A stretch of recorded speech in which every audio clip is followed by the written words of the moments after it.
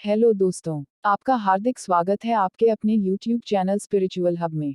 राम सुग्रीव वार्तालाप। राम ने सुग्रीव से कहा, हे सुग्रीव, मुझे बताओ कि वह भयंकर रूपधारी राक्षस मेरी प्राणेश्वरी सीता को लेकर किस दिशा में गया है।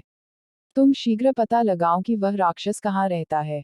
वानरराज, धोखे में डालकर और मेरा अपमान करके मेरी प्रियतमा को अपहरण करने वाला वह निशाचर मेरा घोर शत्रु है।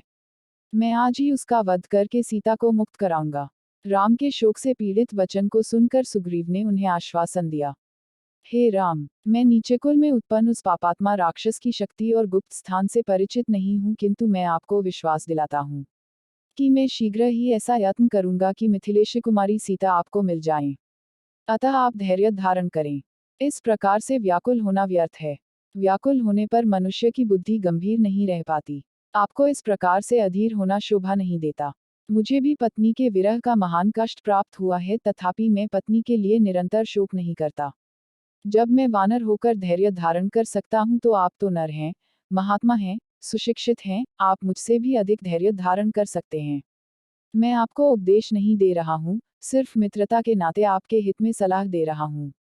सुग्रीव की बात सुनकर राम नेत्रों से अश्रु पोंछकर बोले, हे वानरेश, तुमने वही किया है जो एक स्नेही और हितैषी मित्र को करना चाहिए। तुम्हारा कार्य सर्वथा उचित है।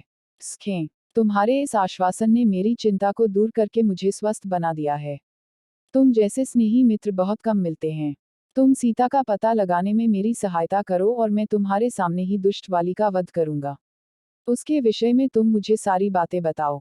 विश्वास करो, वाली मेरे हाथों से नहीं बच सकता। राम की प्रतिज्ञा से संतुष्ट होकर सुग्रीव बोले, हे रघुकुल मुनि, वाली ने मेरा राज्य और मेरी प्यारी पत्नी मुझसे छीन ली है।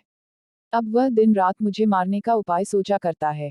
उसके भय के कारण ही मैं इस पर्वत पर निवास करता हूँ। उससे ही भयभीत होकर मेरे सब साथी एक एक करके मेरा साथ छोड़ गए हैं। अब ये केवल 4 मित्र मेरे साथ रह गए हैं।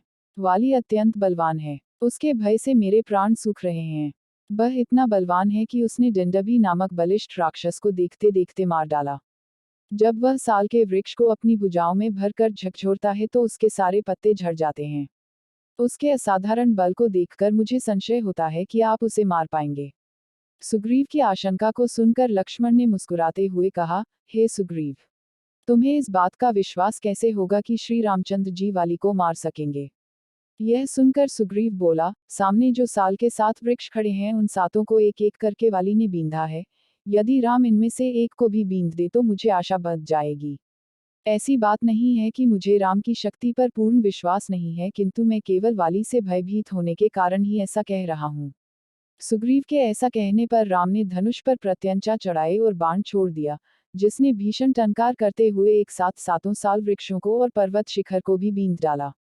राम के इस पराक्रम को देखकर सुग्रीव विस्मित रह गया और उनकी भूरी भूरी प्रशंसा करते हुए बोला, प्रभो, वाली को मारकर आप मुझे अवश्य ही निश्चिंत कर दे।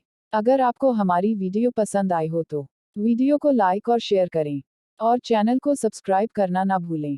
धन्यवाद।